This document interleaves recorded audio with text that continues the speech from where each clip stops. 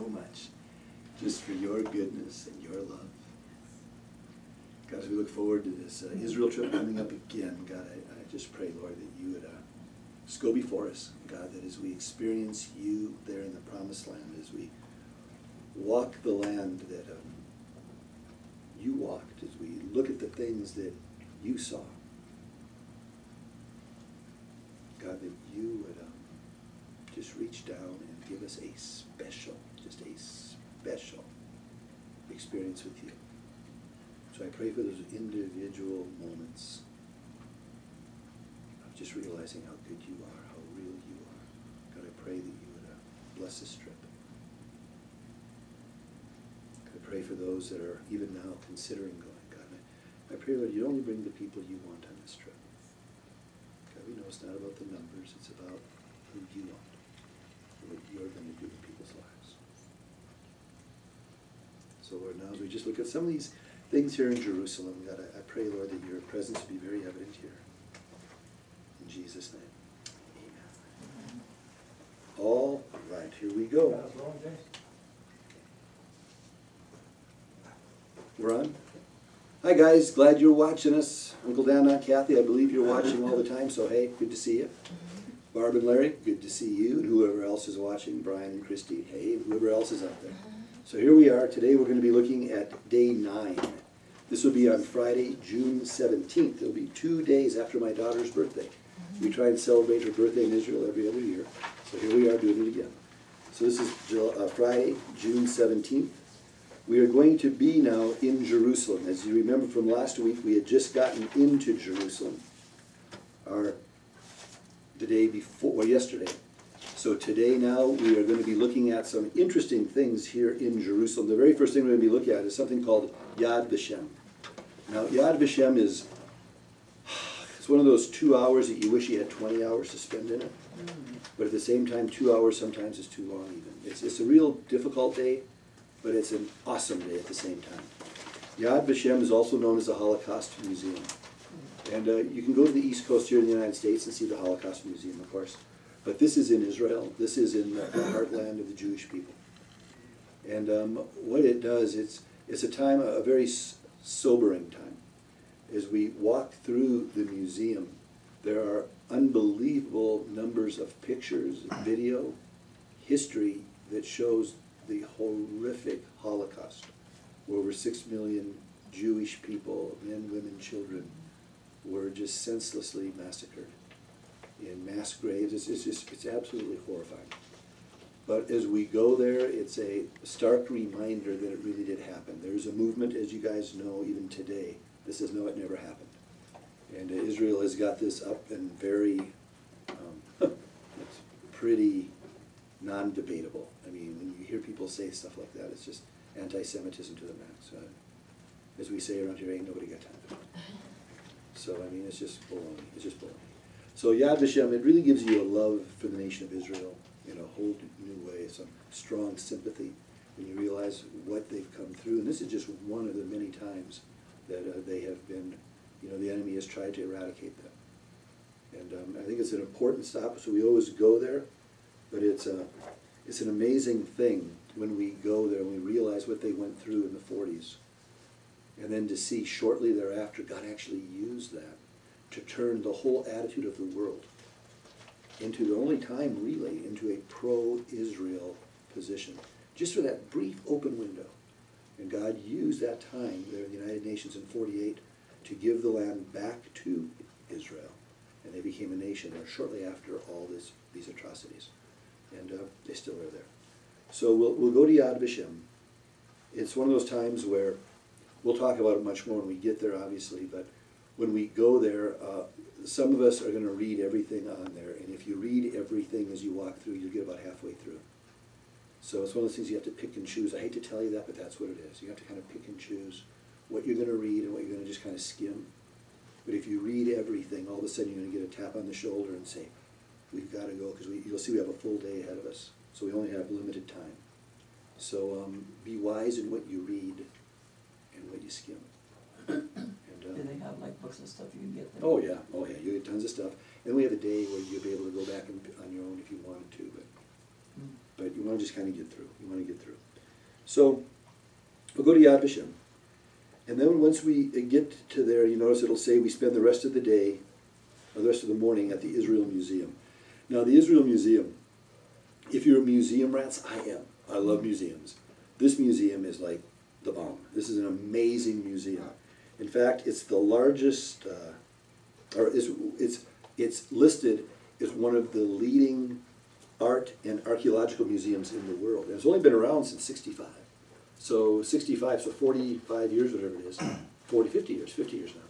And it's one of the leading museums in the world because of all the archaeological discoveries that are being made. They're bringing the big ones into this museum.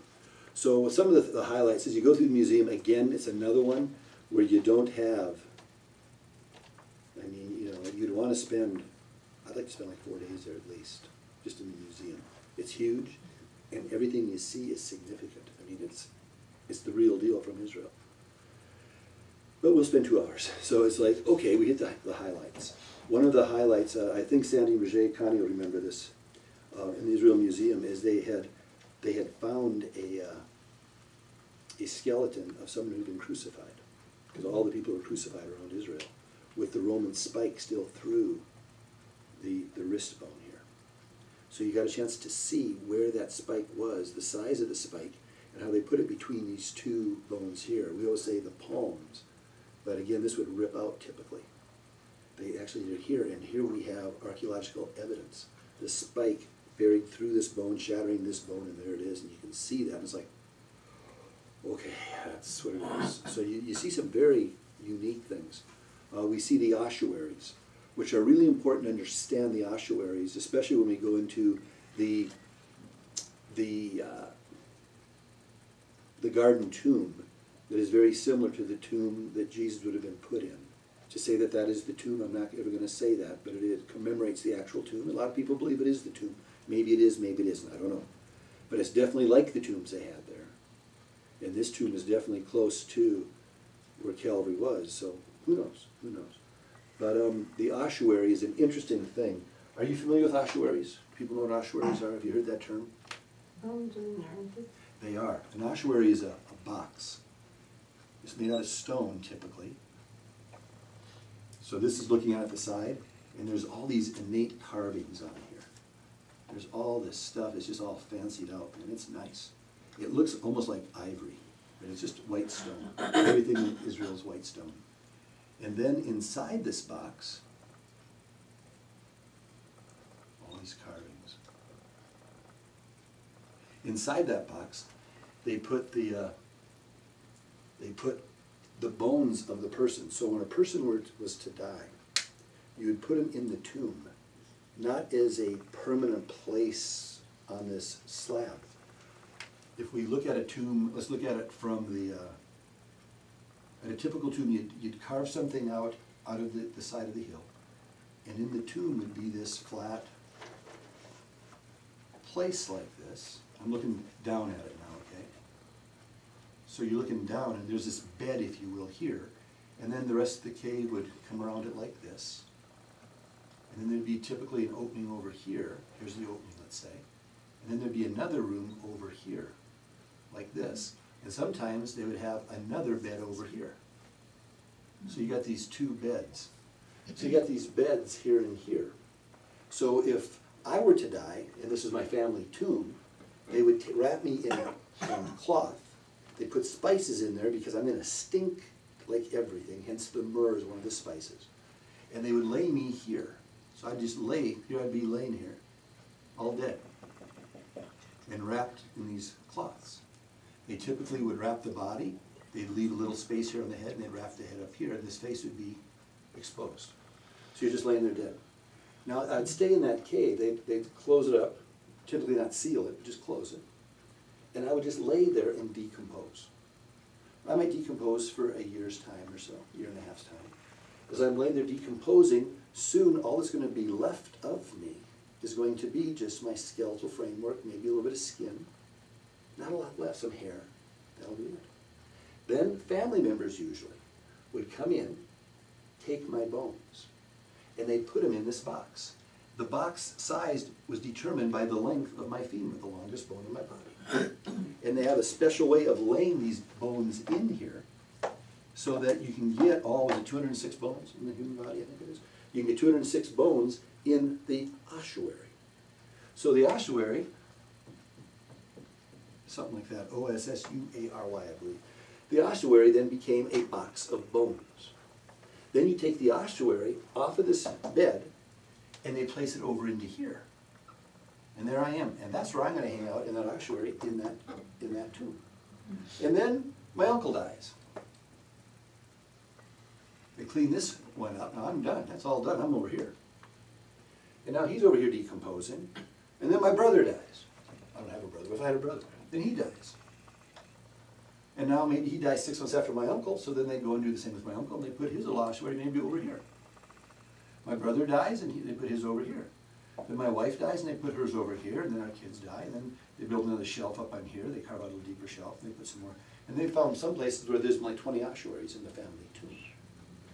So when it says that Joseph of Arimathea donated his tomb for the body of Jesus, it says it was a tomb in which no one ever lived. It was a brand new tomb. Because typically today in ours, well, duh, of course no one's been in there. You know, we don't understand how this works, but that's how that worked. So the ossuary. Well, what's interesting about the ossuary is they've been digging around Jerusalem. They do all the time now. They found an ossuary. They read it, and it tells us whose ossuary it was. And it was the ossuary, not of Annas the high priest, wasn't his. But remember his son-in-law that was the acting high priest, as Annas oversaw everything, and he was giving the office of the high priest to his sons, and then remember his son-in-law? Caiaphas. They found his ossuary. And we go to the Israel Museum, there it is. So you get a chance to see the ossuary of Caiaphas. What's the significance of that? It just shows us that he really did live, that archaeology is being substantiated by the Word of God. So now we know that the archaeology is actually accurate, because the Bible said it's true, and now the archaeology is living up to the Bible, which is cool. So there it is. So that's one of the things we'll see there. We'll see that that crucified arm, which is like, oh, amazing. See the ossuary of Caiaphas, another, like, serious? It's amazing. So I can tell you it's amazing. So we spend we spend a couple of hours maybe in the museum. We walk through it. It's very quick. We're still a little bit, to be honest with you, shell-shocked from Yad Vashem. And people tend sometimes to miss these things, so I try and just hit a couple highlights. Make sure you see these. You're still going to be trying to wrap your head around the atrocities that you've just seen, because it's really sad. We go to the Israel Museum, spend a little bit of time there. After we go to the Israel Museum, there's a part off to the side of the Israel Museum, which is really something amazing. We're going to spend a lot more time in detail on the Temple Mount and everything. But this is one of the highlights. The first 2 times I went to Israel as an adult, I had my chance to go to Israel in '68 as a 13-year-old. And then I started going over every other year for a number of years. And the first couple of times when I had my day off, I would go to this place. It wasn't here, they moved it. Spent $3.5 million to move this across Jerusalem to bring it to the Israel Museum. But it's, did I write it down? I don't know if I wrote it down. I didn't write it down. It's huge though. It's like 22,000 square meters or something. It's this huge, huge, huge to scale model of Jerusalem, 66 AD. And it's the most amazing thing. And it's based on the writings of Josephus. Those of you that are in the church history, I think we covered Josephus. So this 1st century Jewish historian, they went to his writings, and these 2 dudes spent years making every little detail of this city so it looks like Jerusalem in the days of Jesus. And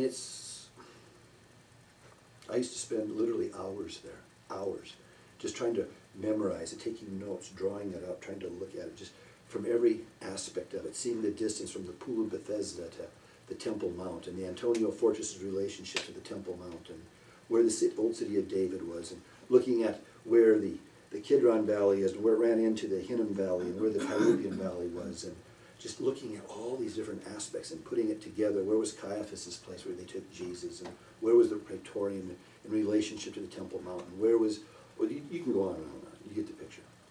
But it really does something when you see this thing. And Rachel, you'd asked about buying books. This is a book I'd encourage you to buy. It's not expensive, very inexpensive. Probably the book I've used more than any other book. It's just a little book on the model of Jerusalem. But you come back and you start reading the New Testament and it traces where they are. You can just look at this and go, wow, check it out. It's amazing. It's amazing. So we're going to spend not a lot of time there, just enough to take some pictures of it and to actually blow your mind. It's crazy. It's amazing. So the model of Jerusalem is very, very, very good. So this morning we're just spending time doing this kind of stuff. This is the only day of the whole trip where we spend time in museums, Yad Vashem, Israel Museum. So it's a half a day of museums. So for the museum people, this is like, woo! And for those that aren't museum people, it's only half a day. It's okay. So that's what we're going to do. Now, we're still there. We go see something really, really important for us as Christians. As important of discovery as was ever made in Israel, I believe. And that is the Dead Sea Scrolls. I'm not going to go through them. I was going to go through it all, and I said, you know, I'm not going to do that. I'm just going to hand these out to you and let you go through them at the end of that. If I do them now, I've lost you. So I'm not going to hand them to you now. But when we're done, it just looks like this. It's got just 25 interesting facts on the Dead Sea Scrolls. But as I was going through it, it's so interesting. 2, 3, 4, 5, 6, 7, and 8. Perfect. Yep, we got them. Yeah, nice. So we've got them. And just take them and look at them. It's interesting stuff. But we're going to go into this Dead Sea Scroll Museum.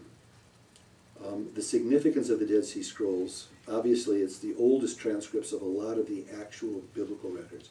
They found parts of all but the book of Esther, the entire Old Testament in there. You know the story, little shepherd boy, down near the Dead Sea in Qumran, throws a stone in one of the caves, hears this click sound, he goes, well, that's not right.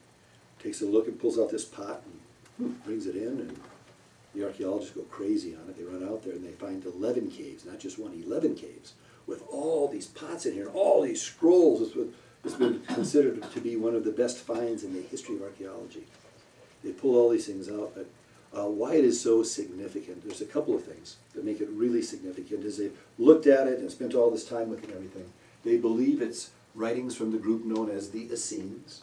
We've studied the Essenes a lot. They're not mentioned in the Scripture, but they're written about all around the Scripture. They're just not listed in the Bible. We've talked about the Essenes. Remember how the Essenes were separatists. They pulled away from Jerusalem. They went down in this area, just north of the Dead Sea, a little bit to the west. Then they decided that from their understandings of the Old Testament Scriptures, that the Messiah was coming in their lifetime. They were right. He did. And they were right on point on that. So they started copying the Scriptures. What's interesting is they found all these different parts of Scriptures, but in one of these jars, or whatever we want to call it, they found an entire scroll. You know how the scrolls, you know how the scrolls would roll up, right? You got a scroll, and there's all these writings on here. Well, when they unrolled that scroll, to their amazement, they found the entire book of Isaiah on there, dated before Jesus' birth. That is humongous. That is humongous. Those of you that were here for our Isaiah study, remember Isaiah breaks up into the first 39 chapters, and then there's a different flavor in chapter 40 of Isaiah all the way to Isaiah 66. The first 39 chapters of Isaiah really stress God's hand of judgment and prophecy of judgment on the nation of Israel. And then in chapter 40 onward, it talks about the hope they have in their Messiah, and it's like, what in the world has this changed? And a lot of the prophecies following chapter 40 on have been so literally fulfilled that a lot of liberals said, well, obviously there's a change in tone, there's a change in message. The first part of Isaiah was written by one author, the second part of Isaiah was written by another author after the coming of Jesus, because it's just too accurate to be written prior to the coming of Jesus. And Christians said, well, we just believe in prophecy, but there was nothing to substantiate it. When this was found, unrolled, and discovered, they found one entire scroll dated before Jesus. The entire scroll, chapters 1 to 40 over here, what we call chapters 1 to 40, 39 actually. And then 40 to 66 here, with no break. It was just one solid scroll, all dated before Jesus. That is humongous, guys, that is humongous. It's so important that even Israel, knowing that, you know, Christians, it means everything to Christians. When you go to Israel, one of the things you're going to see about the Israelis is they're very open to different religions. It amazes me because people are so anti-Semitic in so many areas. Israel is open to other people's beliefs. They might not agree with them, but they respect them. So they took this scroll knowing that this, well, that's all they're right, that's Jewish scripture. But knowing how important this was to Christians, they took this scroll and put it in this humidity-controlled, temperature-controlled, light-controlled container that you can walk around. It's bigger than this room. And you walk around it, and there's the entire scroll. Now, I don't read Hebrew. I wish I did. Oh, man, that'd be fun to read that. But I've been with people who read Hebrew really well, and they go, this is what it says. I said, well, read this. And they'll start reading exactly Isaiah back here. And there it is. Proof that this was written before Jesus was born in Bethlehem. So these prophecies at the end of Isaiah are truly prophetic, as much as liberals try. You don't hear that argument anymore because this debunked that. That was a big argument until this came out and they did all this. So we're going to go see that. That's the big one when we go to the Dead Sea Scrolls. Unless you're a Hebrew scholar and you can read Hebrew, you'll just see a lot of different things that they found in those jars. And if it's something you're very interested in, spend time. But we only spend maybe 20 minutes in that part of the museum.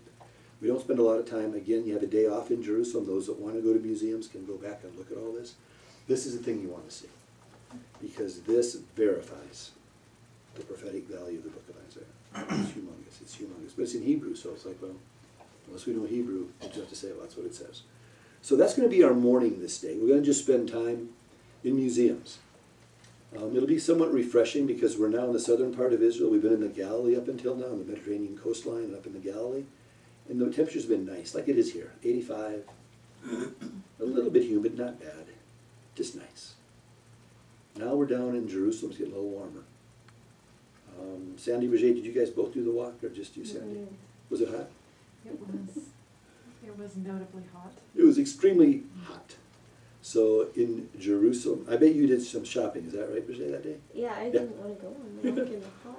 Yeah, so did the shopping. The younger girls went shopping, and us old folks did the walk. I don't know what, but we walked. And we walked and we walked. We'll talk more about that walk in the next couple of days. Or we talked about it last week maybe, but the walk. All we're doing is we're walking the steps from the traditional sites somewhere in this area of the Last Supper, down past the Temple Mount, into the Garden of Gethsemane. And then we go back into Caiaphas' place, to the Praetorium, and then we walk out to Gordon's Calvary, to where the crucifixion would have taken place.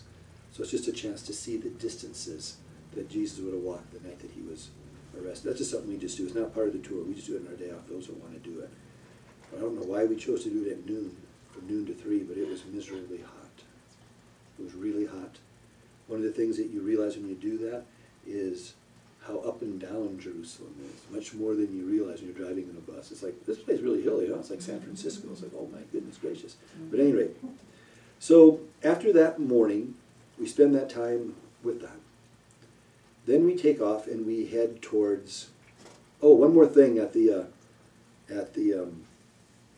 museum before we go. We're going to go see something that's pretty significant. Those of you that were here for the Thursday night study this last week when we were looking at Matthew 27, and we looked at the history of Pontius Pilate and his wife Claudia and everything, we looked at all that. One of the things, we get that from a lot of readings and a lot of writings of Roman historians and Roman political gossip columnists, basically. And we can piece the history together from that. But one of the interesting things is with Pontius Pilate, again liberals looked and said, you know, you have these writings from Tacitus and different folks, but there's no physical proof that he ever lived. There's nothing there, nothing. And they hung on to that for years and years and years and years. And then they were starting to excavate that city on our first day out. We talked about Caesarea by the sea, remember? And as they were excavating this area, they came across a stone and they looked at it and they got very excited and they stopped the excavations right away, brought the archaeologists in, took the old toothbrushes out and started brushing away sand from it and got this stone out. And that stone is in the Israel Museum. When we go to Caesarea by the sea, we see the stone there, and you get a picture, and you stand by it and take the picture. So it's a little bit, not quite as big as his chest, same color. And you can take your picture by it. It looks very real, but that's a mock, that's fake. The real one is in the museum where the weather won't hit it, the rain won't hit it, nothing like that. That's in the museum. So you'll see the real one in the museum. We'll see the fake one in Caesarea, and that's the one you have your picture by, the fake one. The real one you'll see in the museum. But it has on there his name, Pontius Pilate. And it's the only evidence they have today of anything that really points to him, apart from people writing about him. But here we have his engraved name where he was living. So that is like a huge discovery. And you'll see that stone in the Israel Museum as well. That's kind of a big one we want to make sure we see. So we spend the morning there. Then we take off to Bethlehem. Bethlehem on every tour is a place you've got to go. If you're in Israel, you want to go to Bethlehem. It's Bethlehem.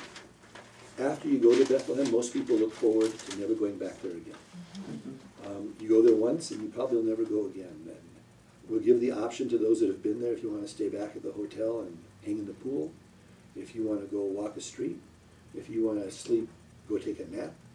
Whatever you want to do. You don't have to go to Bethlehem. But if you've never been to Bethlehem, oh, you're going. And you're going to love going, and you're going to be excited going. And on the way back, you're going to tell us, I'm glad we went.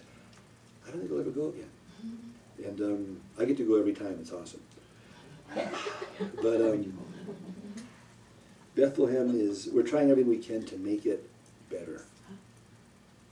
You going to go back again, girls? Probably No. not. Yeah, see, I mean, they all say that. They all say, everyone says that. We'll go once, but nah, once is, are you glad you went once? Oh, Yeah. absolutely. See, yeah, that's just everything. The The cave, mangers and things, not manger, that fields. cave. No. The She's fields talking- that we saw. Oh, the there. fields, that was That worth was it. the coolest That part. was worth it, Everything yes. else Yeah. was kind of like. And that's the first time we just discovered that. We just discovered that this trip. That's the first time I saw that. That was cool. And that's, like I say, we're trying to make it better. And let me just describe so you know. Most of the time that we're in Israel, we are in either the Galilee or we're in Judea, in Jerusalem. We're in the midst of the people of Israel. We're very pro-Israel. And we're extremely safe there. Would you not say? Do you feel safe? Yeah, of course. But we try to stay out of the West Bank except for those camel rides we talked about in Jericho. Jericho's a little bit Palestinian, anti-Israel a little bit, so we just swing by to the camels and ride the camels and go. But Bethlehem is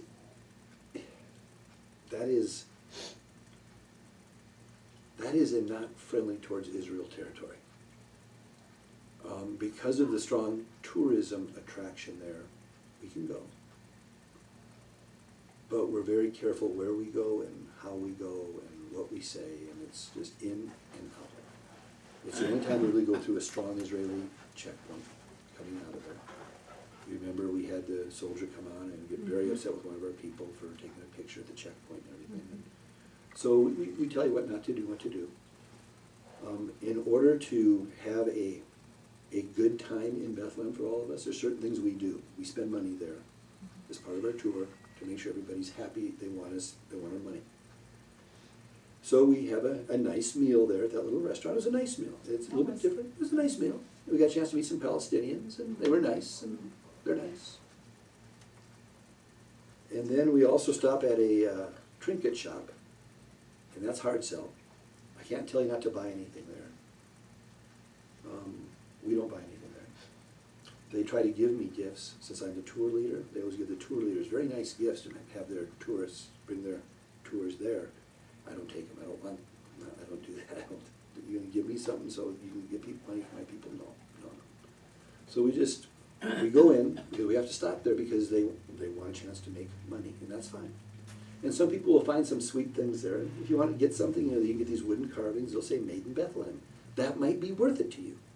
And that's what you want, then get it. Some people on a trip are going to have a lot of money, and they want that, and get it. Get it. It's made in Bethlehem. Get it by all means. You can get similar things in Jerusalem, but you can get that, and it's fine. I don't know if you guys are hard pressed for sales. Some people are kind of hard pressed for sales in Bethlehem a little bit. They kind of aggressive, a little bit more so than we're used to. But I just try and walk around, give you freedom to buy, shop away. But if you have an issue, just come over to me. We'll make sure it's not an issue anymore. It'll be okay. So the bus pulls up right alongside the door, and at that point you realize, okay, this is kind of weird. What's going on here? Because the bus will pull right up beside the door, so the door opens up and you're right in the shop. Wow. And it's very secure. It's very secure. So it's just kind of Bethlehem. The advantage of, Tom, can you get that picture off the wall of Bethlehem there?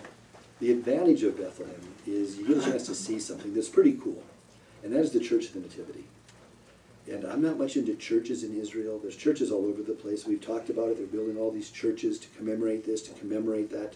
And a lot of it is just tradition, and they'll say this is the upper room, for the Last Supper. Well, no, that was all destroyed in 70 AD. That's not the room. But give me 5 shekels, I'll show it to you. It's like, come on, guys, stop.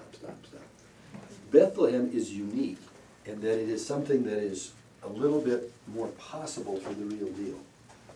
This was our group last time, and you can see here, this is the entrance into the Church of the Nativity. Now, a picture like this in Bethlehem, that's just cool to have. That's just cool to have. But you can see how old it is, and that's the significance of this picture, is how old this thing is. Because this church, as opposed to all the other churches in Israel, is an old church, really old church. What we consider old here is like last week in Israel. You know, we go to the Anastasia ruins and say, this was 700 years old. They're going, yawn, 700 years, that's nothing. See this gate right here? That's Abraham's gate. That's 4,000 years old. What's up? You know, it's like, okay, never mind. So it's just different. It's just so different. But the churches in Israel were built all over Israel. But when Islam came in and took over Israel for a long period of time, they destroyed all the churches. So then they were rebuilt not that long ago. This church was not destroyed.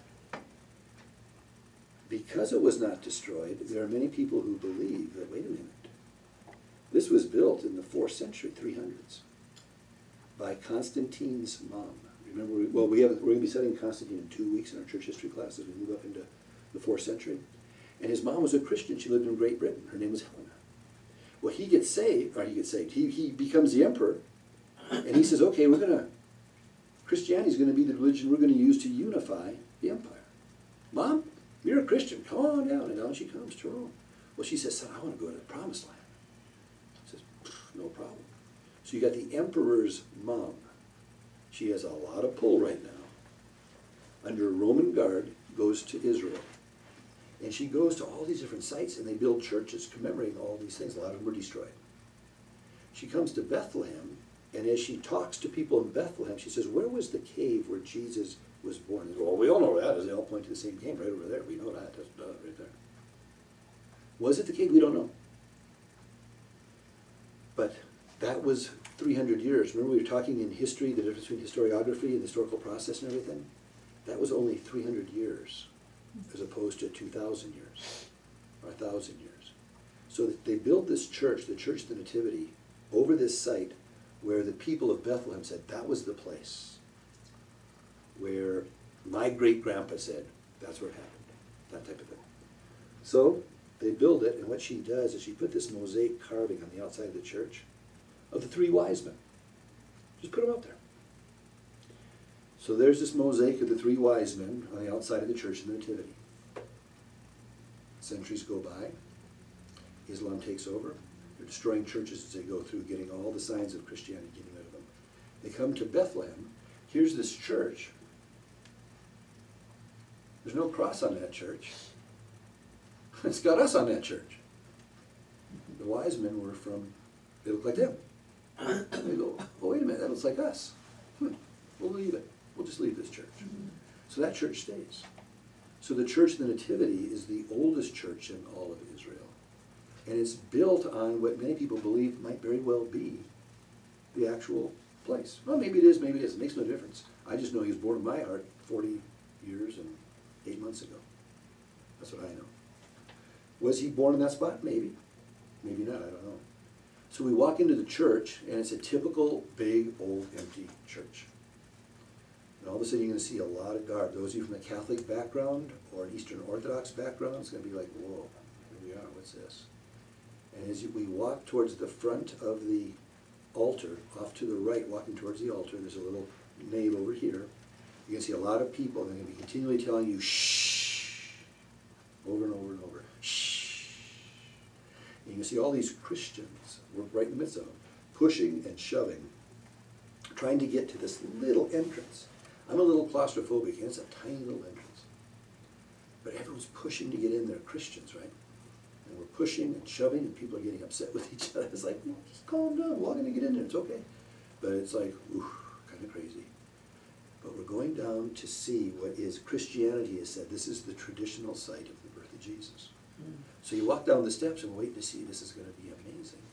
And you get there, and it is filled with candles and crucifixes and ornateness, and it's like, really? This was it. It's a little discouraging for most of us. But just remember what it commemorates. That's the key component. We walk up the steps. It's very small. It's smaller than this room. It's real small. You just kind of walk in, you see it, say, okay, here we are, and you walk through. But if you go to Israel and you don't see that, your trip, you're going to feel ripped off. So you need to go. You need to go and experience it and see it and say, okay, I saw it. Yeah, it's just what you said. Okay, we come out the other side. And then we come into something that gets me really excited. And those of you that are going to be in the church history classes now, we're just starting those, you're going to get excited this time around. Because as you come out of that, we go into this little courtyard of the Church of the Nativity, and there you're going to see a guy with a robe on and a cross up like this and a skull by his feet. And when I saw that, I went nuts. I was like, whoa! I missed it last time. I was so excited. It's a guy by the name of Jerome. Jerome is a Catholic man out of Rome who was sent to Bethlehem to translate the Greek text into Latin for the church. So it's called the Latin Vulgate. It was translated right there at the Church of the Nativity. It's the scriptures for the Catholic Church, and it's the scriptures have been used for years and years and years by Protestants, Catholics alike, the Vulgate. So it's the Latin translation of the scriptures done there in Bethlehem, right where we're going to be standing there, by Jerome. It's commemorated there. So to me, that was really exciting. So from there, we go up to the bus, and at that point, you're feeling a little uneasy, typically. We have to walk a couple of blocks, and it's like, okay, now this is kind of crazy. This is a little bit crazy. It kind of feels like if you're walking in southeast Albuquerque at 2 in the morning by yourself. It just feels like, I'm not sure I should be here. But we're okay, right? And we say, yeah, we're okay. We just go. Don't stop and buy anything. Don't shop. Don't do anything. My wife doesn't buy. I did last trip, and we got on the go, so I shouldn't do that as a bad example. So just don't stop and buy anything. Just walk on through. We walk on through. We'll have our guys at the back. We have our guide up front. And realize that our guide, I mean, this is a Jewish guide over there. I mean, but they do well. We get in, we get out with them. But it's no business. It's just in, out, let's go. Was he with us last time? Ariel? Oh, he didn't go in. No, So it was he just didn't us. go in. It was the dude with A the. different guy. That's right. That's right. I stopped doing that. That's right. That's Yeah. right. So, He was nice, but he was really aggressive. Yeah, that's right. I forgot about that. They switched. They don't send him in anymore. Yeah. So we're in Palestine. That's where we are. We're on. That's where we'd be. But at any rate, we're there. So we go through that, and it's like, wow, that was interesting. But then comes the highlight. And this is the highlight for me of Bethlehem, something we just started doing. It's the shepherd's fields. And we go outside of Bethlehem and we look and we see these shepherd's fields and we realize this is where David was growing up, in this area outside of Jerusalem, or outside of Bethlehem. This is also where the shepherds would have been when the angels appeared to him, out here. So we're standing there, we're looking at that, and like, this is amazing. And then we turn around, and it's the most amazing thing. It's the first time I've been there, and it is jaw-dropping. We go into a cave. Never seen that before. And this cave is one of the caves in and around Bethlehem. and we get to see what life was like 2,000 years ago with the caves in and around these small little communities. What was amazing is as you walk into the cave, and the center area is about the size of this room. And it's down deeper, and then you have step-ups. It's like a split level. And you have step-ups in separate rooms. But in this main area down here is where the animals were. So this is where the donkeys would be and the sheep would be. You'd bring them in at night, and they were there, and then you would go up and sleep over here. You go over here, you could eat over here. There's these different stages in these caves. And to me, it was just remarkable, absolutely remarkable. So you get a chance to see that, and that is like extremely fantastic. So we're going to spend that time there in Bethlehem, and then we head back home. I may go back to see the shepherds. It's worth it. It's worth it. The shepherd fields are I pretty remember simple. that, and I remember that cave too, that was awesome. Yeah, it's amazing. So maybe you'll go back. Maybe I'll go back. It could be. It could be. So is this where the cave was, that Jesus was more like the caves that Jesus was thought in? Yeah. Than the, okay, Yeah. Yeah. That's right. more like the manger was. Yeah. Yeah, the manger's made out of stone. We see the manger, remember, at Megiddo on the second day. Yeah, our first day of traveling, the second day in Israel. The first day we're off. The second day we go into the stables of Solomon in Megiddo, and there we see an actual manger. So we get a chance to see the manger made out of stone, what a real manger would have looked like. It's pretty stinking interesting. So that's our day in Bethlehem. We go back home, and then that night, as you know, most of the nights the food is not so good. There's not much food, so people are really hungry. Tell us about the food. Go ahead, Sandy. Tell us about the food. They've never been there now, so tell them about the food. Okay, yeah, The avocado. yeah, the avocados are huge, but what, they were huge. Like watermelon, man. That's awesome. Actually, what struck me was they kind of like have it all organized. It's almost like organizing your closet by color, except that it's like there's a table for breads and general carbs, and then a table for fruit, and then a table for some side dishes or something. I mean, and they just line the walls or the centers of the rooms, and there's a huge table that you walk around, all four sides of fish, and huge tables of, cheese, and just crazy. How about meat? Yes, definitely meat.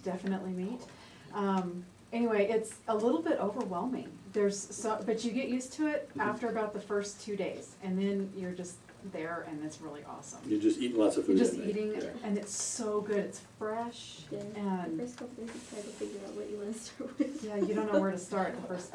But man, and their coffee, the coffee is good. So we go back to the hotel that day. We have ourselves a very nice dinner. We go back from Bethlehem, you want to take a shower, you get showered up before the meals. Just as a side note, it's always a good idea to shower up before you go down for dinner. They like the men to be dressed with long pants, so don't wear shorts when you go down for dinner, and gals be dressed somewhat okay. No swimsuits and no shorts, just wear some kind of a wraparound skirt or something. So you get all freshed up, we have this great dinner, and then we're in Jerusalem. So we go. Who knows where, but we're going. We'll go to the old city, we'll go to Ben Yehuda, we're going to see a lot of Israeli dancing going on, we're going to see a lot of Israeli music. Israelis know how to party. They party the right way. They're not drunk, they're not stupid, they're just having a great time. It's awesome. And as Americans, you fit right in. So you're really safe in Jerusalem. We typically throw everybody in taxis and just go. We split the fares and we'll meet you down there, and off we go, and we just jump in and go. And it is just fun. Get home, we lose a little sleep that night, a couple nights there in Jerusalem. It's worth it. It is. Sleep is very expensive in Israel, especially in Jerusalem, so don't sleep. Just see, enjoy, experience, love it. Ben Yehuda, I don't know if you guys went to Ben Yehuda, but Ben Yehuda is the modern day Shah Elisee of Paris type of thing. It's the main street for shops, and it's the locals. A lot of locals will go in there, and they just hang out. And it's fun. They got the ice cream shops, they got the musicians, they've got little folk dance things going on, they got the families out walking. It's just sweet. So we go down to Ben Yehuda one night, we just chill in Ben Yehuda, we walk up and down the streets, and you just get to see the people of Israel just living their life. And it's amazing. It's absolutely amazing. With tons of good food all over the place, of course. So it's just one of those nights. So we do that, and that's our day. So that is day 9. It's a very chill day. When I go to bed that night, I have to just kind of pinch myself that I was actually in Bethlehem. Like, I was just in Bethlehem. This is just crazy. But you are. And that's what it is. Any questions on that day? Got it? Sweet. Ms. Campbell, I need for you to fill out a form. I don't have your form yet. I'll give it to you tomorrow or Tuesday, is that be okay? You can get it to me Tuesday at class. You can get it to me in class Tuesday night. That'd be good. That'd be good. Okay, and it's Donna, is that right? Are you thinking of going, Donna? If you're thinking, I'll give you the form, bring it back if you're gonna go, and I'll stick it with the rest of your forms. But you got it right there, I think, right? You have the form in there. I do believe. Sweet. All right, just like that, we've done it. God bless you guys. Have a great rest of the day. Remember, tonight at 6:30, we do have our study in 1 Corinthians 15 on the resurrection tonight. We continue with 1 Corinthians. And sweet worship today. Roger and Connie, sweet worship this morning. Yes, it was. That was like amazing. Stinking amazing. I was like, wow, that was good. So thank you. Thank you for all your stuff on it. Tell us a little bit about you, Donna. We're done, James. Thanks. Bye, guys. See y'all.